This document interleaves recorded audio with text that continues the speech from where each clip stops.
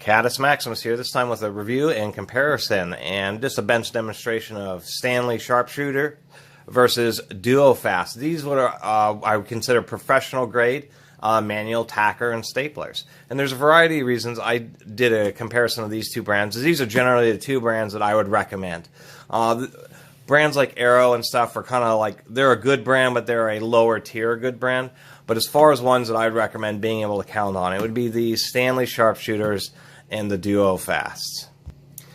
My recommendation on the DuoFast isn't 100% into the electric ones, and I don't think I mentioned that a long time ago in my DuoFast electric stapler and tacker review. But their electric ones use proprietary staples, where their mechanical ones use the Arrow and Stanley wide crown, narrow crown, and light duty narrow crown staples, which are the most common. And so it seemed weird that their mechanical ones, they were wisely chose to use the most common staple, where their electric ones were proprietary, and I think that was in gross error. And using these wide crown and narrow crown staplers, the big deal is really, and you do have to give credit to Arrows. Arrow really had a big marketing team and really pushed their products out everywhere, and so they kind of became the de facto standard with their T-series staples, because they're just the most common and easily available. And so that's why I recommend these, because anywhere there's Arrow staples or Stanley staples, you'll be able to run in the DuoFast mechanical units. It's just that Arrow's tools or mechanical staplers just aren't quite as nice as the Stanleys, and certainly the DuoFast are like an industrial commercial grade. We know about Stanley; they're now the world's largest tool company, and they own, they merged with Black & Decker, which involves DeWalt and Delta and Porter Cable and just a bunch of the big household brands. DuoFast is owned by Illinois Tool Works, which is a huge corporation as well. They have the distinction of being like the top 1,000 or the top 500 patent holders in the world. They have 20,000 active patents. It's really surprising. So these are made by a company that had enormous levels of resources, and it kind of shows. These DuoFasts really are built really nicely. They really are very heavy duty. And their standard Bostitch made great staplers, but they wanted to use their own proprietary staples, and it was just more hassle. I mean, who wants to go to a store and have 100 different styles and types of staples? It was just a big mistake on the industry to not really come up with more baseline standards. Really, all staplers that you use in the United States, you should be able to, there should be 10 different styles of staples. And in the modern day, they've really started to learn that, because otherwise your products just don't get sold if people have to hunt down specialty accessories that only work with your particular product, especially when it comes to tools. It may be a different story with Apple and their cell phones, but not when it comes to things like tackers and staplers. So one aspect of many of these is that they can shoot brad nails, which are these little thin nails that you use to put up like trim and that kind of stuff. But I generally don't recommend that, because they always kind of get funky when you try to use a U-shaped stapler and tacker to drive brad nails, even if it's quote-unquote designed for it. I would actually recommend a actual brad nailer like this swing line. Other reason I want to recommend these is they are really designed, they're all easy to rebuild and repair. All these staplers, the front halves are all held in just by pins and E-clips, so you don't need any, with the Stanleys and the DuoFast and even the swing line, you don't need any screwdrivers, pliers, or anything. You just need a pick, maybe a small flathead screwdriver, just some way to pull out the E-clips, and then you can fully disassemble these, super easy. And these Stanleys also have some additional design features which really sets them apart. Now, one of the most common issues that actually the two most common wear points on tackers is, one, the actual drive anvil itself. A bunch of staples get jammed in there, and then it starts to round out, and then it wants to jam even more. So all these are pretty easy for you to pull out the anvil, and just take a quick file to it to get it to straighten out. And also, these are very high grade, so it takes a huge amount of staples. I'm sure it would take tens of thousands or hundreds of thousands of staples before you had to worry about disassembling it to fix the driving face. What's more common is, because of the way they slam down, these all have handles and they draw up the anvil, and it's against a really big spring, and you want to be careful when you disassemble them. It drags it up, and then when the handle reaches a certain point, it releases, and then the anvil drops and drives the staple. Well, what can happen is there can be an issue where that little catch, as the anvil drops, there's like a little stop and a pad inside all these to kind of take the force so that it just doesn't, knock itself apart and it isn't just steel on steel. And those pads end up getting compressed to a point to where the handle doesn't want to catch. And this swing line has that issue.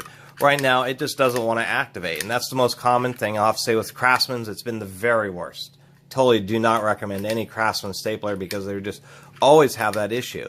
And on this one, that's happened. And it's actually pretty easy on any decent one to take it apart and just shim the pad so it works again. But you have that issue because it doesn't reset, and you kind of have to let the handle snap in order for it to catch again. Here we go. Here's a better example. This is a special type of brad nailer for putting pictures in frames, and then those little nails that hold the actual picture in. This is the stapler they use, and it's almost all my staplers are American made. It's very rare to find besides a Chinese made, a foreign made stapler. So this is a neat little Italian made one.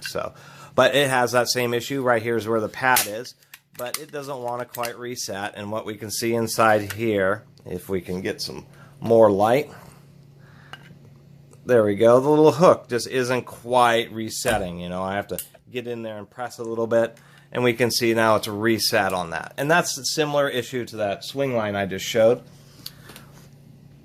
And that's something that's much less likely to happen, or will happen after many more staples with these units. With the DuoFast, we have a CT859. We have a 859 first generation, or Type A, and then a Type second generation Type B, and then an 850, which is a really old one. But these are always been nice. The nice thing about the DuoFast is that they're really well made. On older ones, you didn't even need to have any tools, even a pick. They use these special springs on each side to hold, the front plate on. This spring to hold, that's the handle lock. To pull out the top part, it literally, just with the finger, you can press and pull this peg out. They were designed to where if you had issues, you could just take them apart, deal with it right there on the spot, and then restore it. They also have a really nice heavy design. We can see inside there that they use a lot of extra plates of steel, which they didn't do quite as much on this one, but they compensated by adding a very thick, heavy-duty front case. But that adds a lot of extra mass. It means that you have to spend less force holding it because inevitably the stapler will want to jump up a little bit, and that jumping up means that less force is being delivered to driving the staple in. And so they make all these different length staples, not so that you won't over penetrate or poke holes in things you don't want to. It's just that most staplers just don't have enough power to take a big tall staple, such as one of these, a 9/16, so that's over, that's 14 millimeter long staple, and just, drive it all the way in. And that's one reason I recommend these, is these will do that. These will drive half-inch staples flush into standard dry, like firs and Douglas fir and those kind of woods. And hardwoods, obviously, they won't drive it as far, and you really need an electric or pneumatic staplers if you're in that kind of situation. But these are surprisingly powerful, both of them, or both brands, for manual staplers, and they really outperform just about everybody else. It's really pretty crazy. These have a really nice leverage ratio, so for all the power that they do have, you don't have to squeeze very hard on the handle. Also, the extra mass means that you don't feel the little shock of it releasing as much either. They're actually pretty comfortable and nice to use.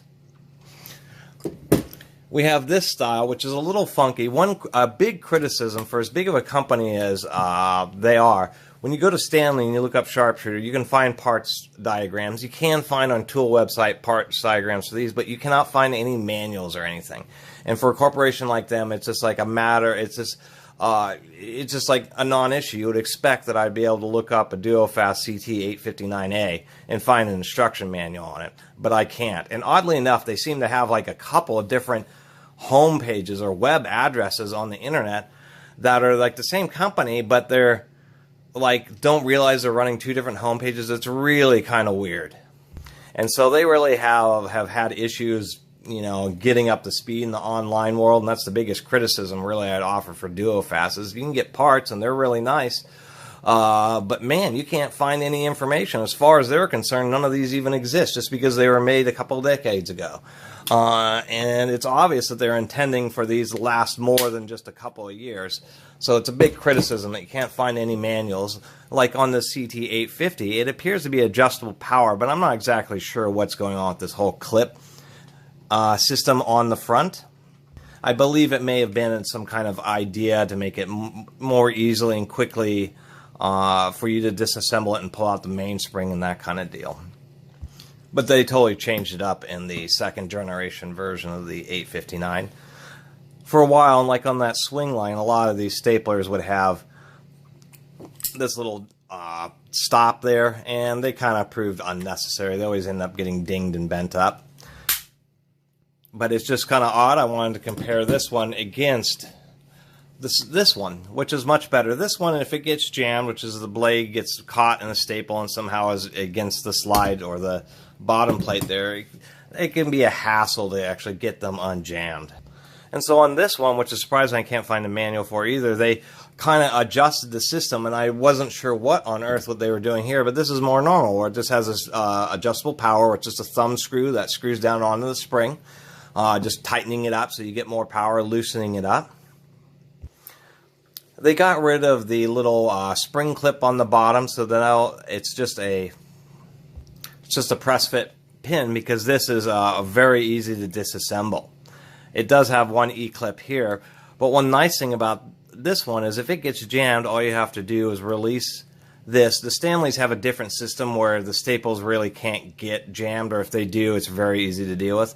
But you just loosen this up, you press on this part, and it has a couple of, there we go, a couple of catches to prevent it, and now the whole front case has come open. We can easily get inside there and deal with any kind of jam or issue that's happening. And I kind of appreciate that. It was really intelligent. And then when you snap it back, it just automatically locks. And then when this is set to full power, that can't even move around. Another aspect is they put on, and this has become more popular, is having this little adapter here. One side is claws, so if you're doing screen or plastic or vapor barriers, you kind of grab it and pull on it with the stapler and then tack it at the same time. And then a little U shape for wires. So you'll be using a square staple to hold on wires, but the U shape makes sure that the wire's centered in the staple and make sure that it stands off or doesn't go all the way down, so you're not risking cutting the wire. And even on the original version, they had at least the screen thing, but you actually had to unscrew it and flip it around, so it was kind of funky. In just a second here, we'll test the power of these, or show it. Let's go through the Stanleys pretty quick. The reason I like the Stanleys is because they are really intelligently made. So here's the small one. I'm going to do a big stapler review and comparison, but compared to the Arrow, it's just much more nicely made. They're both rebuildable, but the Arrow is missing some things. You know, you have to have a screwdriver in order to disassemble it if there's a jam, and there's no lock for the handle. They may have fixed that on the newer ones, but the Stanley's really well made. They have a nice little clip that holds on the handle, and smartly enough, they have a couple little ball detents so it stays down and isn't fiddling around, you know, getting trapped behind the handle when you're using it.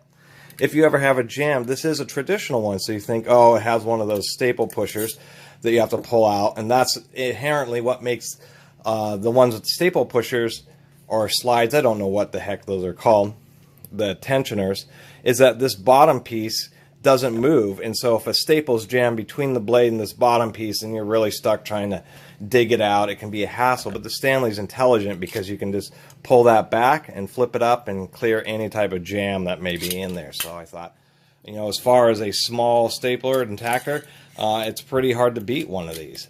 Really is. The standard duty SharpShooter is a similar situation. You have the same kind of clip which holds the handle, which is nice. It's not as far as disassembling it and taking it apart, same thing, just a couple pins with some E-clips, which is standard fare. I really like the intelligence of this one because the whole slide and bottom piece just slides back out. So it's kind of, you know, if there's any jam, it just wants to push this back, and it's super easy to clear, super easy to load. And of all these staplers, it's like the easiest system because it just has a little press lever right here. And all you have to do is just grab it and pull it out and snap it in. And on some of the electric tackers and staplers, they have systems like this. But as far as a mechanical one, this is probably, it doesn't get any easier and more well-engineered than that, really. I mean, simple and effective. And so that would be like the middle price range. And then Stanley has these pro versions. And this has a reversible clip for doing wire and screen, which is nice. It has a similar system where the whole bottom rack slides out, so it's essentially jam-proof. It is a heavy-duty version, so this has a more robust means of keeping it attached. So it's not going to come loose, but it's a little more fidgety to get it open. And we can see down here that it, due to its design, it's almost impossible to really experience any significant jam. There's a little bit more plastic, but it's a little bit more comfortable. And it is very easy to rebuild, and I like that about Stanley, even though this one's more simple because you only have one E-clip, and then this top part just pivots around this rod, which surprisingly is held into a set of slots. So, I mean, the whole thing basically falls apart when you take out 3 E-clips. It's really pretty amazing and pretty easy to rebuild one of these. And it has a nice little feature where you can do low and high power, and I thought, hey, that's actually kind of handy because you can, if you only have long staples, but you want them not to drive super deep, you can just put it on low power. And then they have an interesting little design for the handle lock. I kind of like the ones that go across the back of the handle more, but it's good to see that they still kept that feature. Even, sometimes they'll come out with a pro version, and strangely they'll be missing a feature that the more consumer grade one would have. Oh, and I'll put the model's numbers in the description, but that's a TR45, a TR410, and a TR200. Alright, let's go ahead and finish this up, and I'll just drive some staples just to compare these, and I'll drive just a couple with some of the other brands here just to show the power difference. I should mention again about the staple jamming. Probably the number one cause is just finding some staples that seem to fit, but they're just a little bit too thick or a little bit too narrow, and man, that's when they really get jammed badly. Anyway, I forgot to mention all the Stanleys are actually narrow crown, but the Duo Fast are wide crown. But they're the same thickness or not width. They're just a little more narrow. Here we go. It's really the same staple and the same thicknesses. Some are wide and some are narrow, and it's just a more confusion. Anyway, with the Duo Fast, and we'll use this older, the original CT859 versus the second generation one, because even though this one's a little nicer and easier, or I should say easier to deal with jams and clear out, it's just not as high mass as the older one. The older one is still, as far as absolute, staple driving ability, is still nicer than the second generation. And I see that a lot with a lot of tools where it just seems that when they come out with a new one, it's actually backwards in some areas and forwards in the other. It isn't a perfect world. But the nice thing about these is it drives it almost all the way in. If I hold a little bit here, that's a 14 millimeter staple. I mean, that is a big, long staple, almost as tall as my thumb. And it drives it almost all the way. And it drives it about a half inch in, and that's actually really, really impressive. You need essentially a 15 amp electric stapler to be able to drive one of those staples flush, which means this thing already has the equivalent performance of a 10 to 12 amp electric stapler, and it's really pretty nice. They are pretty comfortable to use, and you just don't feel a lot of shock when you use it because of all the mass that it has. Now, if we compare to the Stanley here, we'll take a look at this Pro version first. The Stanley is not as heavy as the Duo Fast, and I should pull off this clip. Maybe not quite as much power, but it's still really competitive and really good. Let's take a look at that. That was the heavy-duty one on the high power mode, and we can see that it's almost good. Maybe not quite, but about the same, and that's actually saying something for a unit that's actually quite a bit cheaper. I'm sure these Duo Fast, the ones that I saw online, it was $60 for one of these Duo Fasts, whereas like $20 or $25 or something for the Pro SharpShooter, and you get almost the same amount of power. One thing about the Stanley is because they use, this plastic handle helps a lot. It easily is soft or is low percussion as this big heavy Duo Fast. And the same thing would go, this is probably these are like $10 or $20 or something, these TR110, and it's using the same size staple as the Pro version, and it has maybe just a little bit less power than the Pro, but it's really surprising how little. I think the Pro is more a bunch of what you're spending the money on is to give it more physical durability, such as when it gets dropped and just generally getting beat up on the job site. And we can see that the staples of the standard version versus the Pro not as deep. These are only being driven 7/16, and the Pro is getting just about a 1/2 inch. And the last thing would be with the Stanley versus the arrows here. And these are a narrow crown. If I really hold it, it will almost do it. Those staples are, I think, 7/16 of an inch tall. And let's take a look at the... Here we go. The arrow wasn't even working for a second there. Kind of one of the issues I've had with them. See, and like this is not consistently wanting to drive the staples. We'll try that again here. One last time here. Anyway, I'm going to do a review in the future. I was trying to avoid mentioning that too much with the Arrow stapler, but one of the biggest issues I've had is their defect seems to be the handle wants to engage, but it gets to some kind of point of wear where the anvil won't come up far enough to catch a new staple. And it's obviously a very frustrating type of defect, and it's why Arrow is definitely 3rd tier or lower. You just don't have that kind of issue with the Stanley. The Stanley, if you can get the staples in there and there isn't a bunch of jams, it will drive them. And why I recommend them and why I'm kind of doing this demonstration like that is just to show you. You pick up a lesser stapler and you're going to have some weird funkiness. The handle's not going to work, or the staples aren't going to feed, or it's not going to catch a staple. And that's not what you want to deal with, especially mechanical staplers. Mechanical staplers are the kind of thing that you buy, and unless you're building furniture 40 hours a week using a mechanical stapler, they should essentially last a lifetime. And that's why I recommend Stanley and DuoFast, because just the way that they're built, you can actually just rely on them. And if you do have an issue, super simple to open up. And it's worth it because you hardly ever have to open them up. It's only after you said, oh, I'm starting to have problems, and gosh, I've just used the heck out of this thing and left it in the mud and run over it, that kind of deal. Anyway, thanks for watching this review and comparison of both Stanley and DuoFast heavy-duty staplers and tackers. I really appreciate you watching. Please subscribe. Catus Maximus out.